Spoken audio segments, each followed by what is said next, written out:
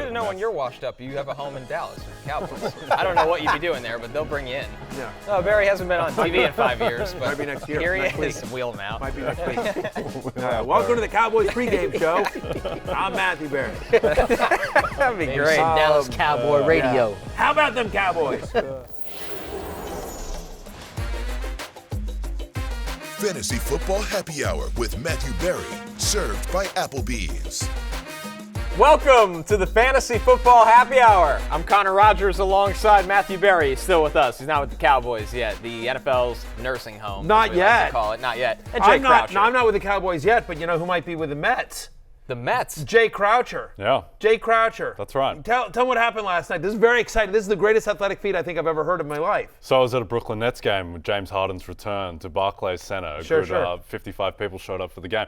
And so the T-shirt cannon comes out in the third quarter, and it comes, and I see it coming towards me, but it's coming a little bit short. And so I have to reach down into the row in front, and it's down into the left, and I clean grab it in one hand, just right out of an 18-year-old's grasp and take it away. It was really one of my greatest moments. I wish there was video of it. Yeah, there was a few people around who can live to tell the tale. Couple questions. First off, I'm surprised you had good enough seats that the T-shirt cannon could reach you. Where? There's no game. I didn't realize. You just go where you want. I didn't realize the cannon reached the third deck. It's like flying Spirit. You get to the game and everybody sits where they want. That's the Barclays Center. Yeah, that's what it is. Yeah. It's a funny joke because it was the third deck, but it was down the bottom of the third deck, Okay. and so it was just in range. Right, and just when you retell the story at home to your kids, everyone watching, just please tell it that Jay stole a T-shirt from a child. Yes, well, because 18 is technically, I guess. He's technically, in the eyes of the law, he's a child. Yes. Yes. That's true. And then he almost caught another one, and then someone else took it from him. Oh, So it was a tough night for that guy. Yeah. He's a Clippers fan as well, and they lost by 7. Well, there you go. That's talk It's, about a bad game absolutely for him. brutal. So yeah, I don't think you're going to make the Nets. No. But the Mets perhaps with your fielding prowess. Yeah, you guys need some outfielders. You could be a utility infielder maybe Yeah. for us. Yeah. We'll see how free agency goes. Who's your left fielder going into next year? I mean, we're going to find out. It might be me. Pretty Right, soon. it might be you. I can play next to Brandon Nimmo. You could listen. You could Might lean be into Jeff you McNeil. could lean into a pitch quite a bit. Get on base, high on, absolutely. not a lot of hits, but high on base percentage. Just kind of lean in, Yeah. take a few on the elbow for sure. All right, you know what today is? Today's Love Hate Day. Yes, it is. It's Love Hate Day. But Before we get there, we got to get to the learned- Rotoworld player news. Yes, some That's Rotoworld.com player news. Yes, and also on NBCSports.com for all your Rotoworld Yes. player news. The notable injuries we're tracking, and there are lots. David Montgomery coming off the bye week. He is practicing in full. Looking good for David Montgomery. Same could be said for Deebo Samuel and Christian Watson, who's dealt with quite the array of injuries this year. Him practicing in full is a good sign. Justin Jefferson is back at practice, but limited, far from a guarantee that he will play this week. Actually looking like he will not, but good sign for him that he's working his way back. Same for James Conner and Zay Jones. But a couple DNPs. Jamar Chase with the back injury did not practice. Kenneth Walker with a chest injury did not practice, especially after being outsnapped by Zach Charbonnet. Dameon Pierce with the ankle, he didn't practice, and Josh Downs with that knee injury did not practice as well here. So Barry, a lot of major injuries and a couple major DNPs on that list. Yeah, I mean, the Jamar one is the one that sort of sticks out to me, where you're kind of like, wait, whoa, it's third, you know, like, Yeah, with what? Yeah, wait, back? hang on, especially because, by the way, and I watched this very closely because I had Jamar Chase over as the third leg of a parlay. Yes. Because the first two legs had hit cleanly, and then lost. and then I lost. But like, he had a couple of tough falls on catches that he should have had, but he got underthrown. Not bitter about it at all, but like that long one that should have been a touchdown. You know what I mean? Like, it just, that one's a little bit like, that's a one's a little eye raising. Pierce and Downs are concerning just because Pierce missed last week. Downs was questionable going into the week, played a little bit and came back out as well.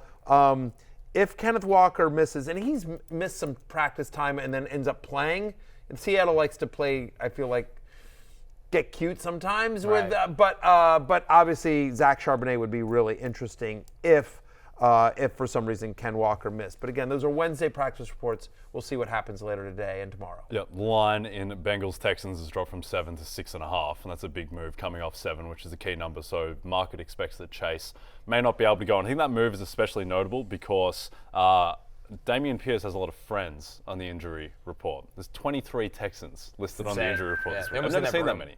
That has to be a record. I don't know what the record is, but that has to be it, surely. So that's a little bit of a concern as well for them going into that tough game against Cincinnati. On the positive news, Deebo Samuel and Dave Montgomery coming back. Welcome back. Much There you needed. go. Off the bye. Very excited. You'd get them back. Also seems like Trent Williams is probably going to play. At this point, he's a limited participant, and he is just as key for San Francisco's offense, I think, maybe even more so than Deebo Samuel, with the ripple effects that has, particularly for Christian McCaffrey. Let's look at the injuries for tonight. Thursday night football, of course, the clash of the Titans and the Panthers versus Bears. DJ Chark with that elbow injury, doubtful. Justin Fields, a little bit of a turn of tone from our last 2 days. Justin Fields is now doubtful. Matt Eberflus went as far to say he's not going to play with that thumb injury, so Tyson Bagent will get another start.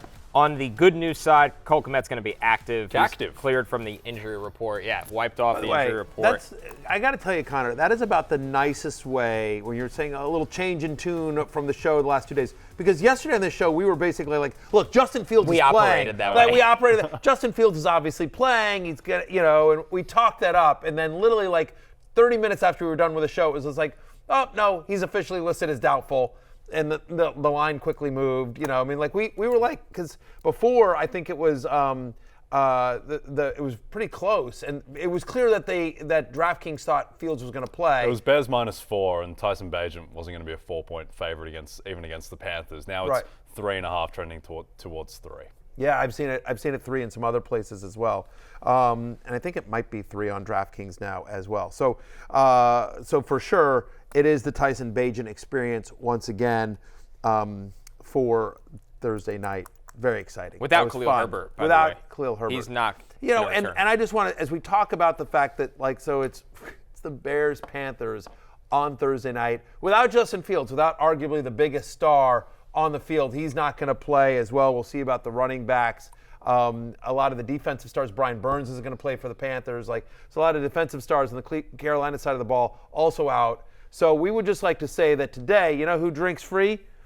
Everybody that's watching the game tonight. Because God bless fantasy, God bless betting, God bless booze. Because that's how we're all getting through tonight's game. Because I'm watching every single minute of it. But let's be clear, it is not the sexiest of matchups. Tough back-to-backs with Jets, Chargers on the Monday night primetime game. It's not a great advertisement. Well, who knows? Maybe tonight will be a great game. And also, there are some huge Sunday night games coming.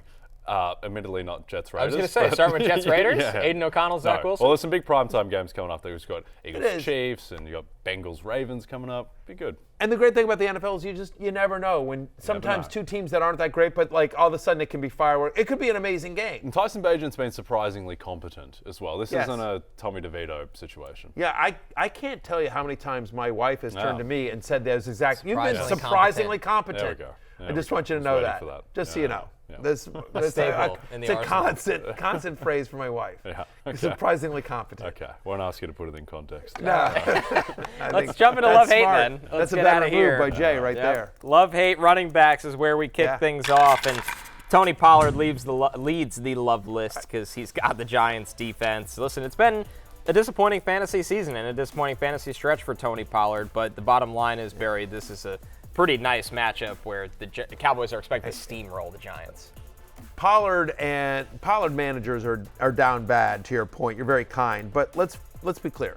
That Tony Pollard while it has been inconsistent, this year when he sees more than 15 touches, he's averaging 18.6 fantasy points per game. Teams that face the Giants are averaging 27 running back touches a game. So we feel pretty good about the fact that Tony Pollard's going to get at least 15 touches against the New York Football Giants, and every running back that's seen at least 15 touches against the Giants has scored a touchdown. So if Tony Pollard can't get it going against the G-men, I don't know what to tell you, but I have him as a top 5 play. He's a love. We talked about this yesterday. The line's 16.5, the Cowboys minus 16.5, and I don't think that's nearly big enough.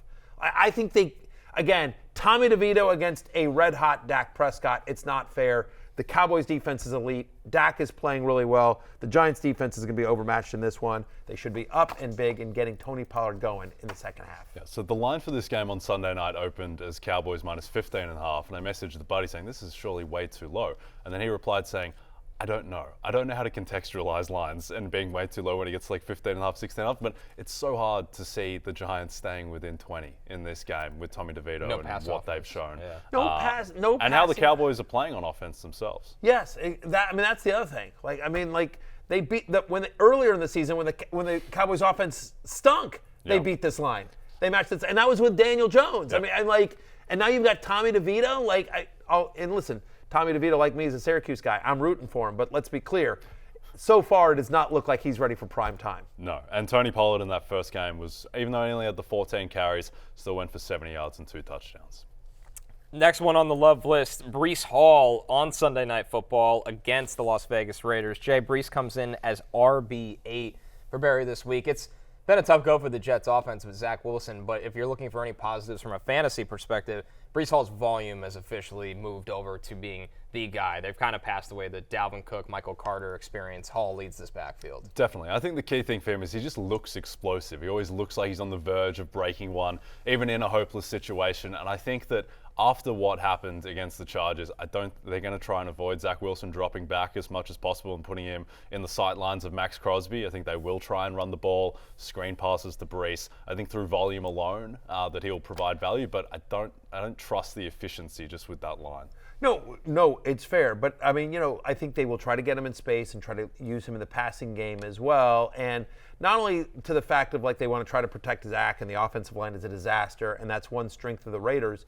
This is how you attack Las Vegas. They're bad against the run. I mean, in a game in which the Giants couldn't do anything, Saquon still had over 100 yards against them last week. 2 weeks ago, we saw Jahmyr Gibbs have his complete breakout game against the Raiders. This is what they're averaging. Their average is over 150 yards from scrimmage to opposing running backs. As you mentioned, no Dalvin Cook, no Michael Carter. They're not really involved. This should be a huge game for Breece Hall, who is averaging 20 touches a game over the last 4. Again, running backs who have gotten at least 18 touches against Las Vegas are averaging 19.5 fantasy points per game. You mentioned it. He's my RB8. He makes the love list. Again, love list is all about exceeding expectations, and my belief is that the expectations on Breece and the entire Jets offense is down because of what we had to witness last week, but I think better days are ahead. Yep. Our next one here, Aaron Jones. For everyone except for Connor Rogers, who's going to have to talk about this game afterwards. Yeah, extensively. Well, the problem is 90 too, minutes. I think it's Bills and Dolphins after this for the Jets, right? So if they don't win this game, yes, it's big Bills, trouble. Dolphins on Black Friday. Yeah. Okay, so you're going to be probably want 5-8 if you don't win this one. Yeah. So this is a must-win for the Jets. It's a big game, no doubt. Our next one here, Aaron Jones, coming off a week where he had a season-high 24 touches. That was the most, by the way, since week 10 of last season. Now he's got the Steelers, Barry. Hey, hang on. And what did he do last week when he got the 24 touches? Did he have a monster game? He produced. Yes! This is what happens when you free Aaron Jones. When you hashtag free Aaron Jones, he produces. It's not that hard.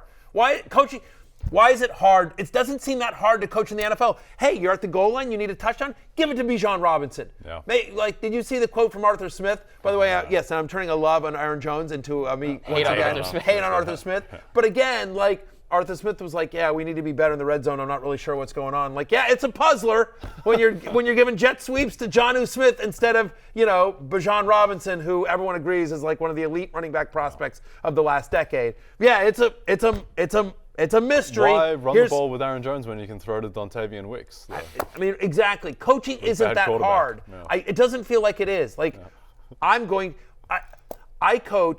I coach my daughter's basketball team. Here we go. Right? And I'm not saying 12 and under girls basketball is the same as the NFL. It kind of implies you are a little bit. But I will tell you that some of the principles still apply. Because you know what I do? You know what I do with these 12-year-old and under girls? I play my best players. Now listen, it's participation, everyone gets to play and that kind of stuff. We only had 7 girls, so it's a tight rotation. But you know what? It's not that. We went undefeated. We won the title last year. We literally didn't lose a game. And you know why? Because when it came down to crunch time, I'd be like, Josie, you got the ball. Everyone get the ball to Josie. Because Josie's our best player. That's right. Shades of Michael Malone last night in the Nuggets game saying that minutes are not a charity. I'm not a charity. No! Play Justin Holiday. No! Aaron Jones, your best player. Free Aaron Jones. Anyway, I'm at running back 12. Josie. Yeah, free Josie. Right? Josie's been freed, though. No, yeah. Josie is free. She's running free. Josie's my tallest girl. She was great in the paint. Yes, we fed Josie. Yeah. What are you talking about? I ran a 2-3 zone because you know what? 12-year-old girls don't know how to shoot over a 2-3 zone. So I just said, all right, Josie, you're there. Sophia, you're there. We had 2 Sophias. Sophia, you're there. Samantha and Brooke, you're up top. Yeah. Here's what we're doing. Yeah, and Grace, when you come in, you're sliding over there. Yeah, I had a whole thing. Yeah. Yeah, you don't understand. Undefeated. We went undefeated. I'm just telling you. Because apparently you had Victor Wembanyama and Josie just patrolling the paint. She's a tall girl. Anyway, back to Aaron Jones. Okay. Steelers have allowed the 5th most receptions Josie per of the game. Packers. I'm sorry. Steelers have allowed the 5th most yards per reception to running backs. He's had over a 16% target share the last 3 weeks as well. He's 5 targets every game. He's coming off of a game where he's very productive, came out of it healthy. I'm as a top 12 play against the Steelers. Free Aaron Jones. Free Aaron Jones. Coach like I coached Josie. Damn it. Take notes, Matt LaFleur. Some others receiving votes here. Javonte Williams, he's got the Bills. He comes in as a top 20 play. Najee Harris against the Packers, Najee Harris. RB22. How about that, Jay?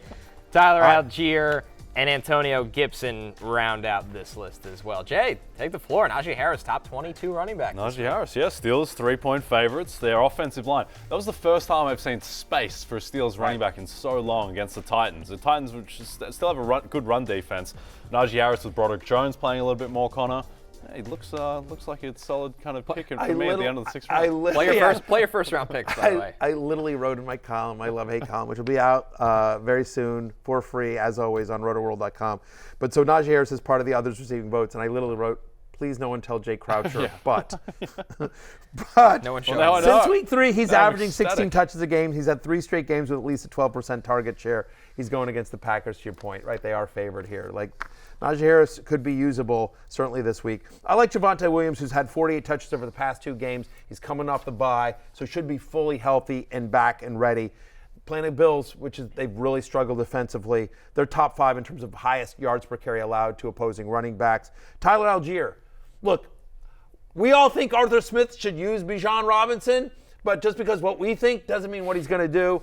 I actually do think Bijan, after all the press and everything like that, I do think, especially against Arizona, he has a big game here. But it's worth noting that Tyler Allgeier has out-touched, not out-carried, out-touched Bijan Robinson in the red zone this year, 26-12. It's insanity. They used the 8th overall pick on this guy. And Tyler Allgeier in the red zone, in crunch time, when you need to get into the end zone, Tyler Allgeier, 26 touches. Bijan Robinson, your 8th overall pick, 12.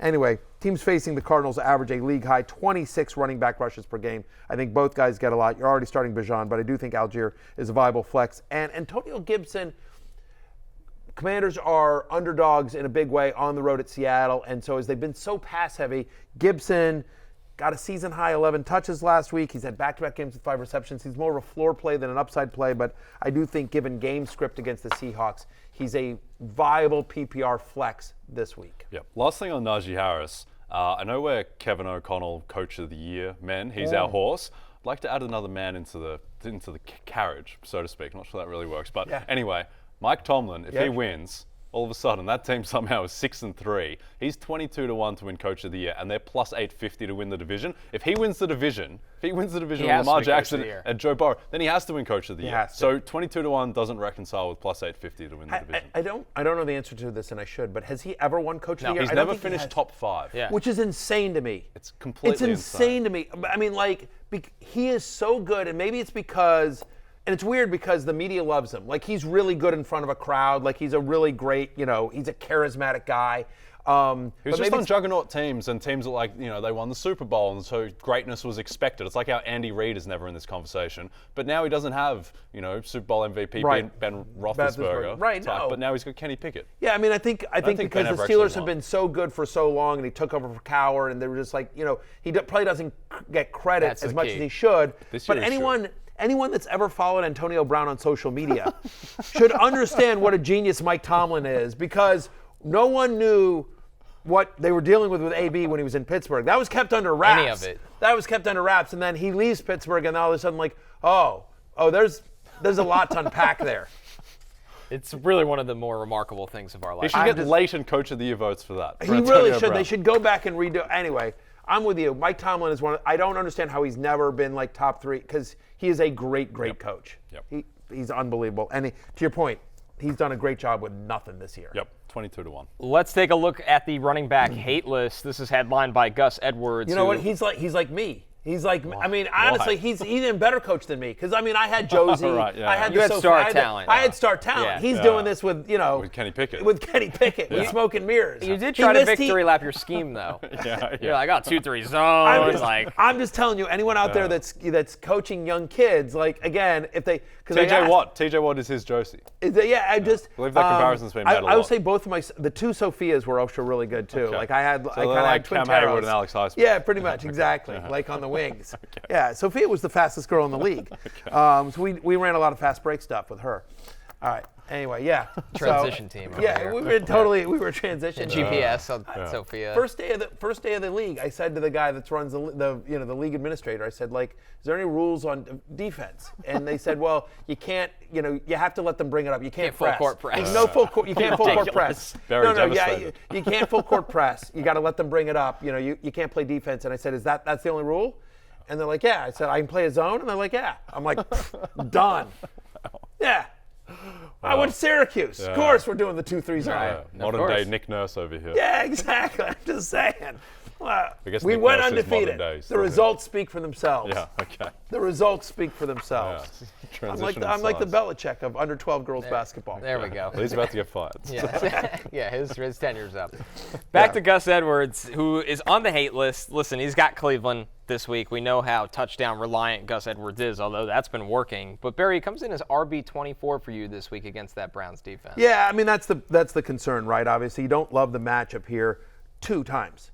The Browns have allowed a rushing touchdown to an opposing running back only twice this year. That's tied for 3rd fewest in the NFL. I have to believe, and this is somebody who has a lot of Lamar Jackson, so I have to believe regression is coming here. He hasn't been throwing any touchdown passes. They've been so good on the ground. 17 of the Ravens' 27 touchdowns this year are running touchdowns. You have to believe something is coming here through the air as well. That rushing touchdown rate is 63%. The previous 3 seasons, it's been below 50%. Now, I get it. It's Todd Monken this year, whereas before it wasn't. But still, I have to believe positive touchdown regression is coming to the passing game here as well. If Gus Edwards doesn't get into the end zone, he averages under 6 fantasy points per game. He is touchdown dependent. And seeing the emergence of Keaton Mitchell last week and Justice Hill still getting them work, so maybe suddenly this is a 3-headed monster. So anyway, I'm just nervous about him against the Browns, who don't give up a lot of touchdowns. And if he doesn't score, he's not that good because he has no passing game involvement. Gus Edwards is running back 24 for me this week. And in that same game, just to quickly, against Baltimore, Jerome Ford also makes the hate list. Look, in 2 games since his ankle injury, he's averaging under 3 yards per carry. He's had just 81 yards on 29 carries. Over the last 4 weeks, Kareem Hunt's out-touched Ford 12-2 in the red zone. He's not getting the red zone work as well. Baltimore top 10 in terms of fewest fantasy points allowed to opposing running backs since week 6. So Jerome Ford outside my top 25. Browns also 6.5-point dogs in that game. And I like the Ravens at 6.5. I mean, the 2 good teams that the Ravens have played lately, the Lions and the Seahawks, I think are in the same zone as the Browns. They've been in both by 30. They've eviscerated them. So I think the Ravens are just a juggernaut, and I don't see Cleveland keeping up with them. It does feel like people are sleeping on Baltimore, as insane as that sounds, because it feels like people are just like, Seattle sucks. Like they see games like that and they're just like, whatever. Seattle had a bad day at the office. Like, whatever. Like, they're just not getting credit, you're right, for just like, Seattle's a good team. Yeah. Seattle's a good team, and they destroyed them. They beat Detroit like 38-6. That was the giveaway game. Detroit's good.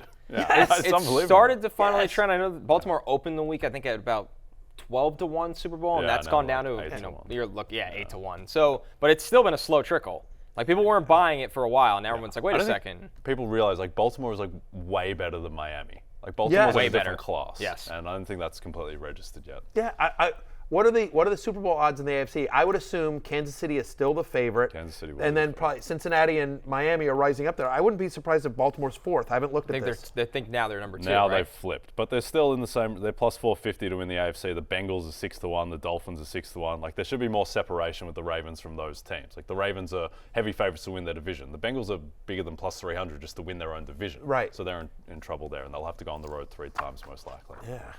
Go Ravens. Our final go one Ravens. on the hate list here, Jay, Chuba Hubbard. He's got the Bears tonight on Thursday Night Football, and for all the Chicago's problems in the secondary, it's been a bit of the opposite against running backs, and now they add Montez Sweat to that front. I don't understand it, but Chicago have the number one most efficient run defense in the NFL. It's just bizarre, but that's just how it is at the moment. Their secondary is terrible, and that's how you exploit them. But I don't think Carolina is going to be able to run the ball because no one's able to run the ball in Chicago. Yeah, they've been really good there, and also I think it's a little bit of a self-fulfilling prophecy in the fact like why do we're not going to try to run because we don't need to because their secondary is so bad. So some of those metrics, but you're right. I mean, like for whatever, regardless of the reason, the fact of the matter is over the last month, no team in the NFL has allowed fewer rushing yards per game than the Chicago Bears. Hubbard, by the way, is averaging just 3.4 yards per carry, and I also feel like on the road on a short week. Like maybe we saw Miles Sanders play a little bit more last week than he did the week before,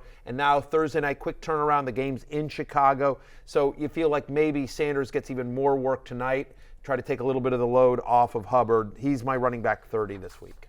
Get your weekdays started with Bet the Edge. Join Jay and Drew Dinsick. We're promoting this again? As they tackle the biggest games from every angle in the NFL, NBA, and more. So whether you're targeting spreads and totals, looking for value in futures markets, or circling player props, Jay and Drew have you covered with new episodes every weekday. Jay gets top billing on that show? 6 a.m. Look at Drew's Eastern. hair. But look at Jay's picture. Would it have killed you to shave to shave for the? We don't do that. It's a betting pass show. They don't have photo? time to shave. Oh yeah, I'm a degenerate. I don't shave. Exactly. I'm You too get busy it. crunching numbers. Yeah, it's an edgy show. Bet the Edge.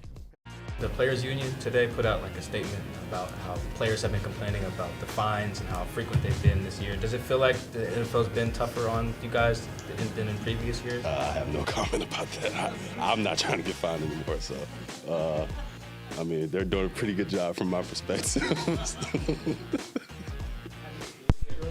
Yes, I've tried to appeal them. Tried is the key word. Yeah. Because they released the thing saying how many. Yeah, I got all of them back. They did not get appealed. Hence why I'm saying they're doing a pretty good job.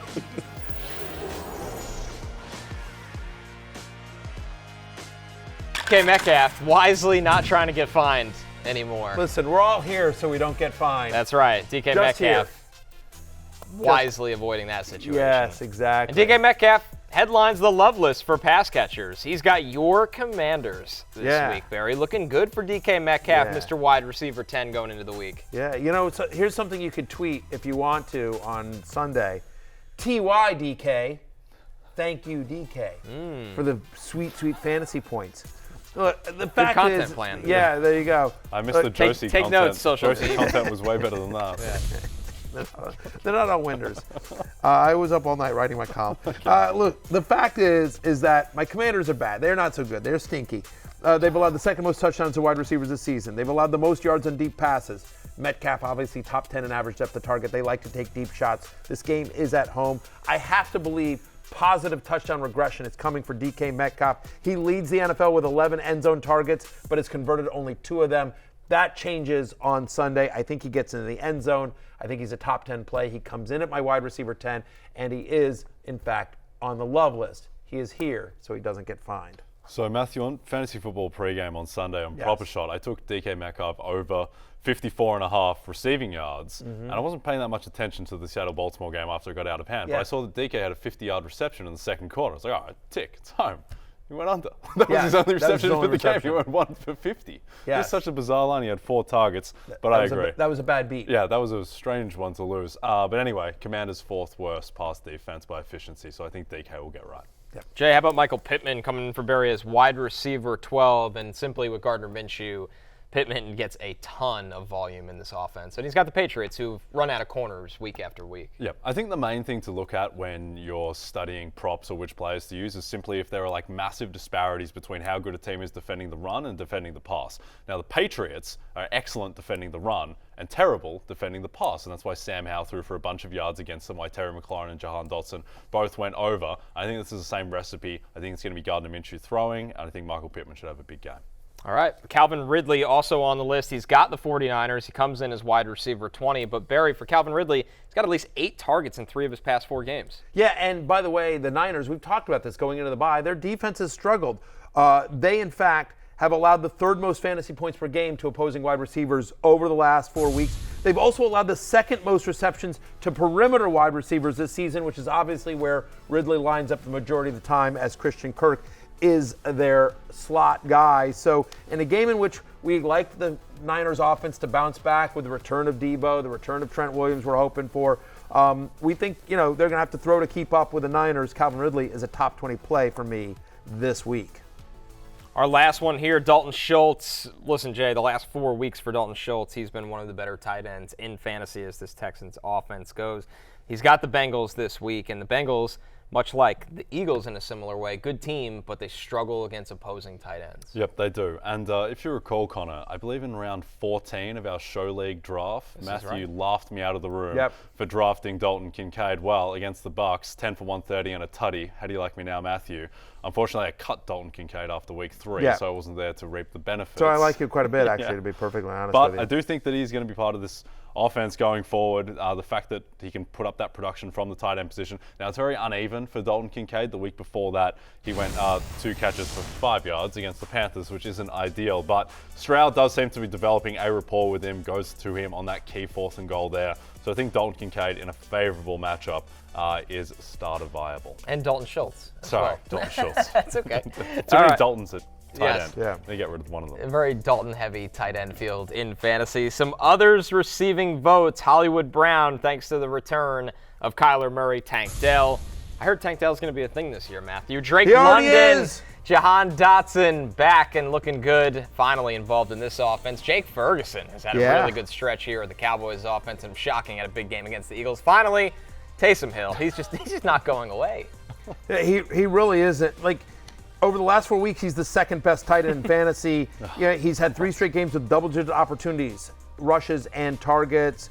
In a world in which most tight ends are touchdown dependent, why wouldn't you trust a guy that has multiple ways to score a touchdown, not just catching, but obviously they use him as a red zone threat. He sometimes will throw the ball as well. I will say Ferguson, when these teams played, when the Giants and the Cowboys played, he had a 28% target share. I like him a bunch as a top 10 play this week. Look, a couple of ones that have a caveat a little bit. I'm assuming Drake London plays. You never know. But if he plays, I do like him with Heineke against a Cardinals team that allows the 3rd highest catch rate to wide receivers. And Jahan Dotson, again, Curtis Samuel returned to practice in a limited fashion. Dotson's production, as we talked about yesterday, has come the last couple of weeks. I still think he'll do well against Seattle, which has allowed the 2nd highest catch rate to the slot, and Dotson's played some slot even when Samuel's been out there. But certainly I would lower expectations for Dotson if Samuel is a full go on Sunday. We'll wait to see how that happens. You mentioned Tank Dell, 89% route participation the last 2 weeks since he returned as well. And Hollywood Brown, we talked about him. With the return of Kyler Murray, this is something he should be targeted off, and he's gotten almost a 30% target share in the Cardinals offense this year. When Kyler Murray was his quarterback last year, he averaged over 17 fantasy points per game. Falcons give the 6th most fantasy points per game to opposing wide receivers over the last month. Yep, Jake Ferguson's the interesting one to me. He's had 15 and 22 fantasy points the past 2 games. Dak missed him as well a couple of times. Seems like they have a really good rapport. I don't know how this has happened, but the Dallas offense seems to be CeeDee Lamb or Jake Ferguson. These other guys, Gallup, Cooks, even Tony Pollard to an extent, they just seem to be marginalized. And it's working. That's what's even kind of crazier for the Dallas offense right now. Let's move over to the hate list, starting with a former Cowboy, Amari Cooper. He's got... That was a professional transition. That's right. That's an Emmy-nominated transition. Yes. Thank you very much. Not an Emmy-winning transition. Not an Emmy-nominated. Emmy-nominated. Maybe next year. Maybe next year. Amari Cooper... Todd Zeal has transitions like that in his sleep. Amari Cooper, wide receiver 29.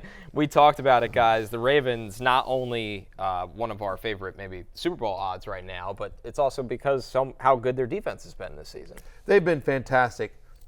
In the last 7 games, 2. Count them 2. You can count them with 2 fingers. How many touchdowns the Ravens have allowed to opposing wide receivers? 2 touchdowns in their past 7 games. In fact, over that stretch since week 4, Baltimore allows the 2nd fewest fantasy points to opposing wide receivers, and only 2 wide receivers have had more than 63 yards against Baltimore. You feel good about the fact that he does get a big target share, and Watson's playing and not P.J. Walker, but still hard for me to get Amari Cooper inside my top 25. He comes in at wide receiver 29. Lower expectations for Amari Cooper on Sunday. Yep, 2nd best defense against the pass, Baltimore. They're a little bit weaker against the runs, and I think that Cleveland will want to lean on that as much as possible, even if they don't have a ton of success. Don't really like any Brown in this matchup, certainly not excited about Deshaun Watson either. So, yeah, I would be, if you can find anyone else to fill that role, I would do so. And a theme of today's love-hate, Jay, has been a lot of Browns and Ravens, and we continue that with Zay Flowers, also on the hate list here. And for Zay Flowers, to me, though, Barry, and correct me if I'm wrong, it's not just the matchup. There is serious questions about usage right now in this offense as well. It's all so close to the line of scrimmage. Over the last 4 games, his average up to the target is 6.4 yards. 73% of his targets are under 10 air yards. So it's all this close to the line of scrimmage stuff. And so when you think about throws below 10 yards, these close throws, Browns allow the fewest yards per game. In fact, only one game this season has a wide receiver caught more than 5 passes against Cleveland. And we've talked about, we expect positive regression, but the fact is the Ravens have been running the ball so effectively. And you know Mark Andrews is going to get his. If I had to start a Ravens wide receiver, it's Zay Flowers. But I don't feel great about him in this matchup. He's outside my top 30 for the week. Yeah, I think that, outside of Andrews and Lamar, there's no one you want in this matchup. This Cleveland defense is still the best in the league. Now, Baltimore might take that mantle on Sunday, but until that point, Cleveland have the best passing defense in the league and the 3rd best rushing defense. This is still, and a lot of that's biased by Clayton Tune, to be fair, but still, this is an incredible defense. Counts. Our final pass catcher on the hate list, Jakobi Meyers on Sunday Night Football against the Jets. It's not just the Jets corner duo or trio, Jay, that they have to worry about here. His target share has gone down since Aiden O'Connell has taken over. Yeah, it wasn't great the early Aiden O'Connell game against the Chargers as well. Javonte was the guy that he looked for. And against this elite Jets defense, and with Sauce Gardner and DJ Reed out there, I think that you want to look elsewhere than Jakobi Meyers in your flex. I love the stat. The Jets have yet to allow 45 or more receiving yards to multiple wide receivers in the same game. So if you're like, there's only one guy that's getting to 45 yards, you feel better about Devontae Adams, who's gotten a much bigger target share from Aiden O'Connell than you do about Jakobi Meyers. I get it. He scored a touchdown last week, but that was like on reverse run. It's hard to see Meyers doing that again against the Jets. He's just wide receiver 37 for me this week. We move over to the quarterbacks, headlined by Joe Burrow against the Texans this week. Joe Burrow comes in as QB2 for you, Barry, and simply, Joe Burrow is looking like the MVP candidate, finally, that we all expect him to be year after year. There's no question about it. So since week 5, over the past 4 weeks, he's averaging 21.8 fantasy points per game. He's had at least 2 touchdown passes in every single game. And since week 5, Texans allow the 3rd most passing yards per game. I mean, we just saw Baker Mayfield have a huge game against them as well. So the Bengals, who are tied for the highest implied team total this week, Burrow makes the love list, and you're like, great, Barry. Thanks, Captain Obvious. Yeah, we know everyone in the world is starting Joe Burrow. Here's why he makes the love list. He's my number 2 quarterback this week. I'm at QB2 this week. So again, higher than expectations, because I think most people would have him somewhere in the 5 or 6 range for the season. He's QB2 for me this week. Yeah, if Jamar Chase is out, that will hurt a bit, but he still has other weapons. T. Higgins looks like he's fully back and at 100%. And Joe Burrow has shown that he can do the Patrick Mahomes thing where he spreads the ball around to lesser receivers. Absolutely. Our next one here, another top 5 in Barry's rankings. Dak Prescott comes in as QB4, Jay. 3 straight games with 24-plus fantasy points for Dak. And like you said, it's been funneled through CeeDee Lamb and, of course, Jake Ferguson. His past 3 games, Dak Prescott has played like the best quarterback in the NFL. I don't think that's going to... You want to come join me on the Dak wagon? I'm not there yet, but credit where credit is due. I 100% agree with you. Dak has played really, really well the last few games. There's no question. Yep, and now he gets the Giants' pass defense, which doesn't frighten you at all. And now the Cowboys, they still just cannot run the ball against anyone, which I still don't understand, but I do think they will continue to move through the air, at least for 3 quarters. And Dak, I think it might be a similar game to the one that he had against the Rams, where that game got out of hand in a hurry, and he still had a massive fantasy day. A lot of Cowboys love this week, Barry, on the love list. Giants matchup. Giants Get matchup. Right game they're for playing Tony high, Pollard. 100%. Yeah, I mean, Dak and and Jake Ferguson, Tony Pollard. Only CeeDee Lamb, my guy, my buddy Eights, didn't make the love list, but he's a permanent love. One thing as well is that I think people will be scared off by that matchup, thinking like, 16.5 point favorites, Dak just isn't going to play in the second half. Well, the good thing about playing Tommy DeVito is that he's not going to be eating time off the clock. Like, they're just going to be punting back to the Cowboys. Even if he only plays 3 quarters, he's going to get plenty of drives, Dak. And by the way, probably really good field position as well, because there'll probably be some turnovers in Giants territory. So, he may only need 3 quarters to, or even a half to get there for you. Someone else on the list, by the way, Sam Howell. Another NFC East quarterback. Future Hall of Famer Sam Howell. Now, before you say, Barry, you homer, I just want to point this out. Barry, you homer. Since week 4, he's the 5th best quarterback in fantasy. All right, he's averaging over 20 fantasy points per game. He's had at least 40 pass attempts in 5 of the past 6 games, We talked about this. Commanders 6-point underdogs on the road at Seattle. And 3 of the 4 quarterbacks who have attempted at least 35 passes against the Seahawks have thrown for over 300 yards. So again, I am a homer, but this is a reasoned and well-researched homer call, not just a pure homer call. I mean, he's second in the league in passing yards. I mean, he's got come more on. passing yards than Patrick Mahomes and Josh Allen. I mean, yeah. He puts up numbers. He really does. I'm a QB7. I'm a QB7. Like, you guys all laughed at me for my preseason Sam Howell love, but the fact of the matter is that fantasy-wise, he's been terrific this year. It hasn't always been pretty. It's been some junk time, or furious comebacks, but their defense is terrible. Yep. And it's not going to get, I mean, it got worse with Sweat and Young being traded. That's a very sneaky thing, is that it's only gotten worse. He's going to continuously throw. We talked a lot this week on the show about Eric Bieniemy's passing rate over expected right now. Yeah. I mean, the Commanders are right there. They're going to let Sam Howell keep doing this. Yeah, I They're think gonna back to let the him Bears throw it. game where they threw it 50 times in a row, Dropbacks in a whatever row. it was. I'm completely insane. Crazy. Some others receiving votes here for the quarterbacks. Brock Purdy. We talked about how the 49ers are getting healthy in the right places. Russell Wilson. He's got a very banged up, depleted, and right now just not a very good Bills defense. And then Geno Smith, who's had a disappointing fantasy season, but he still comes in as a top 15 play this week because of the matchup against the Commanders, Jay. What do you think's wrong with the Bills' defense, Connor? Because you look at the name, like they still have some good players on that defense, but do you think Milano, White, just so integral to their structure, is just all falling apart? Milano's a key piece. He's one of the most underrated defenders in the league, but the safeties have gotten old really quickly. I mean, that Poyer-Micah Hyde duo was one of the most consistent and best in the league for a long, long time, and it feels like their age has caught up to them a little bit. They both had a lot of injuries over the years. They've been ramping up Von Miller back into it. They didn't have Von out of the gate. They just have a lot of different problems. A lot of it's injury related, a lot of it's falling off, and schematically, I know Sims has pointed this out a lot, and a lot of people here at NBC see it. Like the Bills against the Bengals, for instance, when they drop back in zone, they can get picked apart without those elite players in that zone. The craziest thing is, I think it's still, although the Jets lost, if the playoffs started today, are they in the playoffs? Or are they in as the last seed?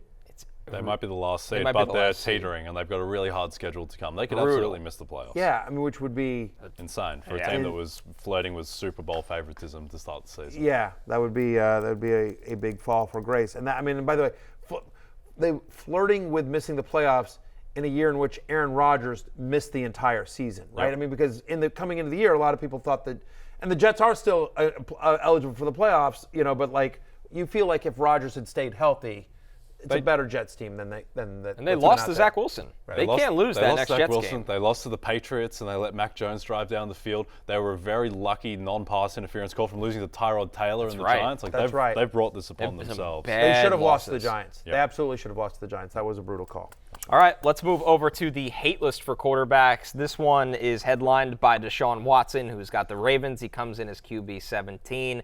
And we know, Barry, the total points. Did we do others receiving votes? We did. Okay, I just make sure. I didn't miss it, but I mean, I was just going to talk about it. Please, go. Brock Purdy? You want to talk Brock Purdy? No, just the fact that Jaguars allow the 3rd most passing yards per game, 6 months fantasy points per opposing quarterbacks. Trent Williams, Deebo Samuel back. I do think Brock Purdy is a top 10 play this week. I do like Russell Wilson off the bye, who's playing better last couple of weeks very quietly. The last 3, as we talked about with the Bills. That's how we got into I know, the last 3 quarterbacks to face. No, I know, but like we just went after like the Bills playoffs. I don't think we mentioned this, just from a pure fantasy perspective, which is that the last 3 quarterbacks to face the Bills have all scored at least 19 fantasy points. And I do like Geno Smith against my terrible Commanders as well. All right, now we can move on to the Deshaun Watson hate, a classic moment of this show. Listen, Deshaun Watson, he is a top 20 quarterback this week, but we can't say it enough over and over again, Barry. The matchup against the Ravens, pretty ugly, and it's not like Watson has lit up a lot of good teams this year at all. There's been a couple of good games when he's been out there healthy, but you're right. It has definitely been an inconsistent year, fantasy production-wise, from Deshaun Watson. 7 of the 9 quarterbacks, to your point about the Ravens defense, 7 of the 9 quarterbacks that have faced Baltimore this year have scored below 13.5 fantasy points. Like the Ravens are just really, really good. They allow passing touchdowns at the lowest rate. They allow a league low 5.5 yards per pass attempt. The Browns have the 2nd lowest implied team total this week. Deshaun Watson is outside my top 15. I don't want this. This feels like an ugly, ugly AFC North game. You're starting Lamar. You're starting Mark Andrews. You probably have to start Kareem Hunt as a flex. You don't have to, but like there's no one on. Again, Amari Cooper made the hate list. Njoku's a tight end too. Like, you don't feel good about any of the offensive players in this game. No, and Deshaun came out and said that his shoulder is still an ongoing process, and you don't want an ongoing process against the Ravens defense. Yeah. Now, the Browns may well win this game, but I think it'll be because of Myles Garrett and not anything they do on offense. Our final quarterback on the hate list, Kyler Murray's return, but still maybe some lukewarm feelings on that QB 15 right now. He hasn't played in a long time. That's the key. Right, it's not a terrible matchup against Atlanta, and they're at home. And Kyler Murray is one of those guys that obviously can run for 40 yards, easily on any one given play. But the concern is it's been 331 days since we've seen Kyler Murray on a football field. 30% of his fantasy points for his career, 30% of Kyler Murray's fantasy points for his career have come from rushing. And so in his first game back from a very serious knee injury, how much does he trust those legs to run the way we've seen Kyler Murray run? And, it's worth noting that the Falcons have allowed the 7th fewest yards per pass attempt. I get it. They lost to Josh Dobbs, and Josh Dobbs ran all over him. I understand that. But this is a must-win for Atlanta. This is an important game for the Falcons season. And so I think their defense will show up in a better way. I still have questions about the offense. But the Falcons do have a pretty good defense here. And so, again, I think Kyler Murray is a QB1 the rest of the season. But this week, he's just outside my top. I have a QB 15. He's a mid-tier QB2 this week just because, again, we haven't seen him in almost a year. Yep, that's fair. With this Falcons defense, I wonder if our perception of it is a little skewed by just the fact that they played an easy schedule. They played the NFC South. Yeah. They are a really good rushing defense. They're second in rushing efficiency against Alexander Madison. Not that he's amazing. He couldn't do anything against them. Yeah. And the Vikings were able to move the ball through the air a little bit. Even Jaron Hall in his limited start, and then Josh Dobbs was as well. So I would say if Kyler was right and full go, I would like the matchup a bit more. But the fact that he is, he's not going to be dropping back 50 times in the first game. By the way, he might. Again, if this is one I easily could be wrong on, right? It's how lucky do you feel? Like if we're on Monday morning, we're talking about, wow, Kyler looked awesome. I can't believe 300 yards and 2 touchdowns, 50 yards rushing. That wouldn't shock me because he's got that ability in him. It's his first game back, and just how lucky do you feel in the guy's first game in almost a year. 331 days. That's all I'm saying. Applebee's is doing their part to honor those who have served our country on Veterans Day. So, for the 16th straight year, all veterans and active duty military can enjoy a free meal this Saturday at your nearest Applebee's. Choose from multiple popular entrees, including a chicken tender platter or a 6-ounce top sirloin, and add to the over 11 million meals Applebee's has contributed. Incredible job from Applebee's. We are taking our last break. When we're back, it's time for Last Call, our Thursday night football preview with our best bets for Bears-Panthers. DraftKings Sportsbook is an official sports betting partner of the NFL. New customers can bet $5 and get $200 in bonus bets instantly. Download the app and use promo code Barry when you sign up. DraftKings Sportsbook, the crown is yours. It's time for Last Call. Let's look into the most bet player props courtesy of our friends of DraftKings for Thursday night football. It's led by Chuba Hubbard rushing yards under 45.5, followed by Bryce Young passing touchdowns over 1.5. That's plus 190. Jaquan Brisker tackles and assisted tackles over 5.5. A Brisker bet. Yeah, that's right out of my playbook. Most popular. Bryce Young alternate passing yards 225 plus. That's even money. Bryce Young rushing yards over 9.5. Jay, I feel like you don't lean with the public too much. Where are you looking at? No, leaning a little bit with the public. Not quite the same bet, though. I'm taking Bryce Young over 218.5 passing yards, which doesn't sound like an amazingly fun bet on paper, given his game against the Colts. The 3 previous games before that, he averaged 203 passing yards. And the key here is just the matchup. The Bears have the best rushing defense in the league, as we were talking about, and they have the second worst pass defense. So to me, this is a pass funnel defense, and so I think that Bryce Young is going to have to throw. I think he's shown enough flashes that we can write off the Indianapolis game. That's not the guy he should be. He was much, much better the week before against Houston, so I think that he'll be able to pass and go over. I don't mind that bet. I also don't mind the over on his passing attempts with the same logic. Yeah, I'm with you as well. I'm looking at the other side of this with Tyson Bagent. His passing yards is set at 187.5. He's been well over 200 his last 2 starts. And once again, we've talked about this with the Panthers right now. No Brian Burns. I don't think he's going to be under duress a ton. That's a really, really low number. I like Teabag to go over his passing yards total. Interesting. because my bet also involves teabag, but I am taking the over on half a pick. I think half an interception. I think Tyson Bagent throws an interception tonight. Look, he's had 5 interceptions in the last 2 games. He's had at least 1 interception in 3 of the last 4 games as well. Look, yes, no Brian Burns and the Carolina secondary is banged up, but think about this week. Justin Fields got some of the reps, and it's a short week. So Bagent got less reps than he normally does on a short week against a defense he hasn't really had time to prepare for. So Bagent, who has been a turnover machine since he's been a starter, yeah, I think he throws an interception tonight. From a fantasy perspective, Jay, the Bears have had a lot of injuries coming into this game. We didn't know if Fields would play. Same would be for Khalil Herbert. What are you looking at with this offense tonight against a depleted Panthers defense? Are you starting teabag? I'm not starting teabag, unfortunately. I think the most interesting thing is just the breakdown of work between Deonta Foreman and Roschon Johnson. On DraftKings, Deonta Foreman is set at 62.5 rushing yards in a revenge game, and Roschon Johnson's only at 23.5. I think we might see that get closer together as Roschon, another week removed from his concussion, which ruled him out. It's a high number on Deonta Foreman, I think. Yeah, look, the rest of this game, look, Bagent and Young, you're not starting either of them. It's a bit of a mess with the running backs. You already heard me talk about Chuba Hubbard, my running back 30. Ideally, you're not doing there. I have Cole Kmet as a top 10 fantasy tight end. He's had 16 receptions and 18 targets the last 2 weeks, and there is a connection between Bagent and Kmet. He looks to him a lot.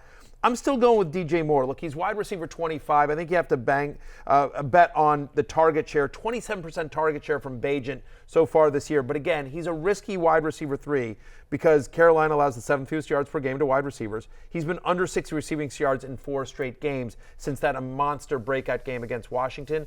I'm at wide receiver 25. Again, I think he's a risk reward wide receiver 3. You're probably starting him based on talent, but again, he's my wide receiver 25, and if Fields were there, he'd be a lot higher. Yep. Also, I like Jonathan Mingo over 33.5 receiving yards. He just plays every snap. Right. And a wide receiver that plays every snap against the Chicago secondary, I don't think can be 33.5 receiving yards. I will tell you, on FantasyLife.com, we do bets, and one of my guy at Fantasy Life loves Jonathan Mingo anytime touchdown tonight. Okay. So whatever you want. So we'll see if that ends up panning out. So. If there's a big get-right matchup for Bryce Young, gain some confidence, throw the ball a lot more. It's not the Bears front, it's the Bears secondary for him. Let's see if he can do that tonight. This is the Deontay Come on, Foreman. Bryce, for America. The Deontay Foreman and DJ Moore revenge game. That's right. Can't wait. People listen, forget. Go read Love Hate on Rotoworld.com. It's closing time, which means you don't have to go home, but you can't stay here. For Jay Croucher, Connor Rogers, Josie, and the entire Blue Jackets team, I'm Matthew Berry. Peace out. Hey, it's Matthew Berry from NBCSports.com and Rotoworld.com, and I want to thank you so much for watching whatever it is you just watched, or if nothing else, being too lazy to click out of the autoplay after this video started, after whatever it is you actually wanted to watch finished. But now that you're here, I'd like to take a moment here to ask you respectfully now, okay? I'm asking you respectfully to subscribe to the NFL on NBC YouTube channel. You'll get the latest Rotoworld fantasy news headlines, all sorts of great shows, including my own Fantasy Football Happy Hour. So go subscribe now. Again, I'm asking respectfully.